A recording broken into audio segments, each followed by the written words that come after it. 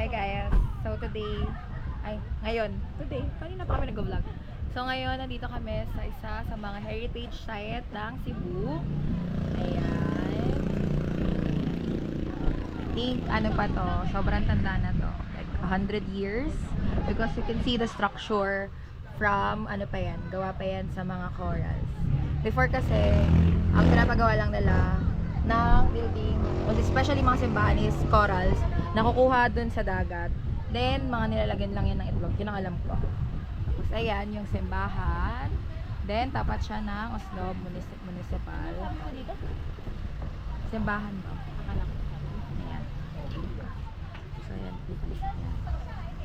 So, ayan. Hi guys! Katatapos lang din pala namin mag-lunch kanina. Sarap ng kinainan namin. So, Sa Alejandro's. anong rate mo sa food? 10/10. 10/10. Mura pa. Mura pa. Mura pa pati ng mga shake nila. Ano lang, ang meal lang namin nasa 700 pero busog. 715. Pero may drinks kasi tayo. Parang 880, sobrang refreshing. So ayan. So pakang nakakita niyo na siya Intramuros, para siyang ganon. Kasi among the three cities, Cebu, Intramuros, and La Union. Ay, sorry, La Union tuloy. Ilocos, Vigan, Ilocos Sur. Yun na yung may mga natitira na ano pa. Remnants ng nakaraan. Remnants ng nakaraan, hindi. Basta ganun. Ayoko, hindi na ako hindi ako AP. Baka mamaya kamali pa ako, call out pa ako. Pero ayan, may beach. Super pretty. Yeah. Ang ganda ng beach. Malakas ang alon, pero ang ganda ng itsura niya.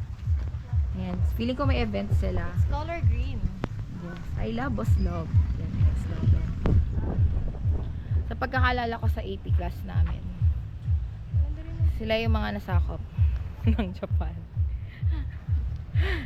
Pero, ang Ilocos na lang yung natitirang buo pa.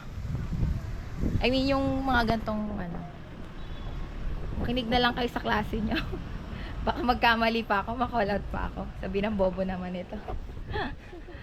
So, yun guys. May isa pa kaming pupuntahan. I think church ata yun. So, one of the biggest church dito sa location ko nasaan kami. Yan. Super enjoy kami. Miss Louise. Hi! Ano masabi mo? Maganda dito. Sobrang init. Pero ang ganda ng mga lugar dito sa Cebu. Yan, ang ganda ng simbahan. Pero later, pupunta kami ng Simala Church. Ayun, Simala Church. So, yun yung binabanggit ko kanina. Simala Church pala yung tawag. So, yun. Sama namin kayo, of course. Keep on watching. So, tapos na kami mag-check. Ayan. So, ayan. Makikita niya. Tada!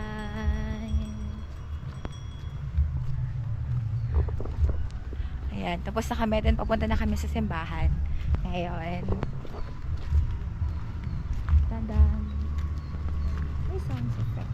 So, we have here the chapel lang. And the... Meron siyang adoration chapel. Tapos, ito yung simbahan. Yan, pagkakumunta. So, let's see what's on the inside. Alam ko lang sa mga structure, pagdating ng mga American structure, mahilig sila sa Arco Quadrado. Pero I think this one is sa Spaniard era. Hala, ayoko na nga magsalita kasi baka mamaya mali na naman.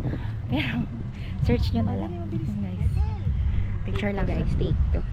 Kasi baka mamaya ma-call out na talaga kung dami ko man yung pinagsasabi. So, yan. That's the ruins. Then, we're gonna go to the simbahan. There's a chapel there. Ayan, pasok tayo sa simbahan. Let's see. This one is simbahan ni Oslob. Ng Oslob. So, ito po ay 1599 pa lang. Ma'am?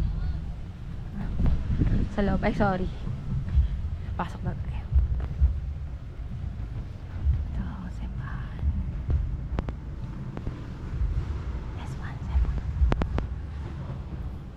Observe silence sa loob ng simbahan. Ayun na lang.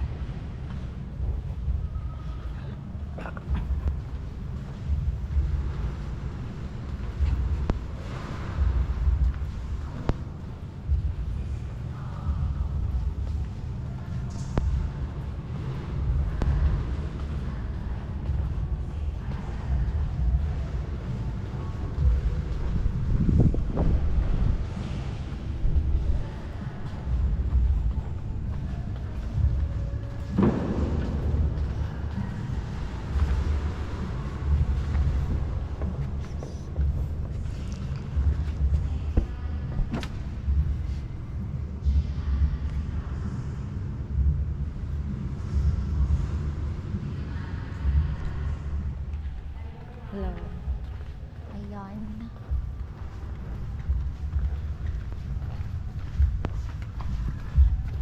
We're done, guys. Kami po ay palabas na ng simbahan. Paalis na po kami dito. Kami po ay pupunta na naman sa isang church. Yes. I think it's one of the biggest church here in Cebu. Yeah. Let's see. So, ayan. So, nakapag-pray naman na kami para sa mga family namin, loved ones. Yeah. Balik na kami sa van, guys. Balik na kami, guys. Ay. See you later.